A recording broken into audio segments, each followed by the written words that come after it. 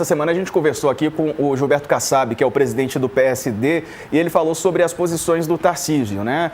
Ele disse nessa entrevista que o Tarcísio, claro, tem que ser grato e tem que ser grato mesmo, né? Pela posição que ele ocupa hoje na política nacional, grato a Jair Bolsonaro, que é o padrinho político dele, mas não pode ser submisso ao ex-presidente. O Tarcísio chegou a responder a essa declaração, dizendo que não é submisso. O próprio Kassab voltou atrás em entrevista que deu depois aqui de conversar conosco, disse que não chamou o Tarcísio de submisso, apesar de ter falado que o Tarcísio não pode ser submisso mesmo a Bolsonaro. Como é que você vê essas posições todas, né? E o Kassab trazendo para o partido dele figuras, trouxe o Eduardo Leite, né, que era do PSDB até pouco tempo, trouxe agora o Caiado, que era do União Brasil, estava insatisfeito, o Ratinho já fazia parte do PSD há algum tempo como governador do Paraná.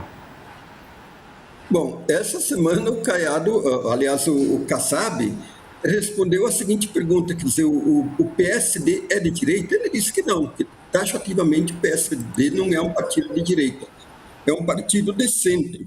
E eu penso que ele tem certa razão quando ele caracteriza o PSD como um partido de centro, porque, na verdade, o PSD ele se caracteriza mais hoje como uma frente. Por exemplo, lá na Bahia tem o Otto Alencar, que é uma pessoa mais ligada à esquerda, mais de centro-esquerda, que tem apoiadores do Lula que hoje são ministros que estão no PSD. Então, me parece que assim que a característica do PSD é de ser um partido um partido frente, como de certa forma foi o MDB, aliás, o antigo MDB no passado. Então, me parece que é essa característica. E o Kassab também, em outra entrevista, ele definiu o PSD da seguinte forma: ele é um partido liberal na economia e social na questão do combate à desigualdade, à pobreza e assim por diante. Então, vamos dar um voto de fé nas palavras do Kassab e ter o PSD mais como um partido de centro-direita. Eu acho que ele não se caracteriza como um partido do tipo bolsonarismo, de extrema-direita e assim por diante. Então, é nesse sentido que o Kassab, a estratégia dele era de construir a candidatura do Tarcísio como uma candidatura muito forte e competitiva no âmbito da disputa com o Lula. Esse projeto foi inviabilizado. Inviabilizado esse projeto, então agora o PSD vai sair com um projeto próprio, tendo esses 3 pré-candidatos. E nesse sentido, veja o seguinte, quer dizer, eu não acho que essa eleição vai ser uma eleição fácil para o Lula. E também penso que não está dado que não possa haver o crescimento de uma candidatura do tipo de um desses candidatos do PSD. Por quê? Porque se você olhar as pesquisas, Diego e Paulo, tem uma alta rejeição tanto ao Bolsonaro quanto ao Lula. As rejeições são muito altas. E isso é indicativo de que tem um espaço para uma terceira via. Todo o problema é a terceira via se viabilizar. E eu diria que hoje tem 3 campos de eleitores. Um campo de esquerda, que é do lulismo, um campo de direita, que é o bolsonarismo, e um campo de centro, que é um campo órfão hoje em dia. E que esse campo de centro, por nunca ter tido uma liderança viável, ora ele pende para a direita e ora ele pende mais para a esquerda. Então, quer dizer, a pergunta que você faz, uma eventual candidatura do PSD tem capacidade de galvanizar esse eleitorado que está mais ou menos órfão ao centro? Me parece que essa é a grande questão que se coloca nessa disputa eleitoral.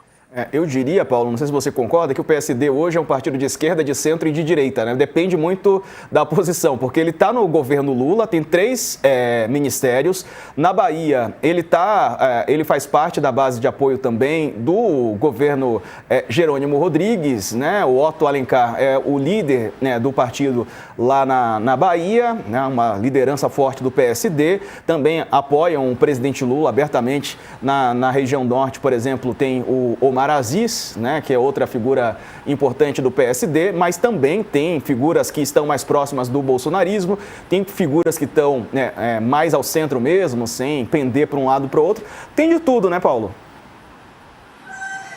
Tem de tudo e mais um pouco, né? Mesmo porque o objetivo do PSD não é ser governo, mas estar nos governos, seja lá quais forem, né? Essa é uma marca de partidos ao estilo do Centrão, né? E jogam conforme o interesse da opinião pública, né? Então, é um partido que, mesmo que componha um próximo governo, não significa que estará plenamente abraçado com o governo, né? Aconteceu, por exemplo, quando a Dilma foi presidente, com apoio do PSD, e depois, em massa, os deputados e senadores do mesmo partido, o PSD, votaram a favor do impeachment da Dilma, né? Então, são paradoxos que acompanham o PSD.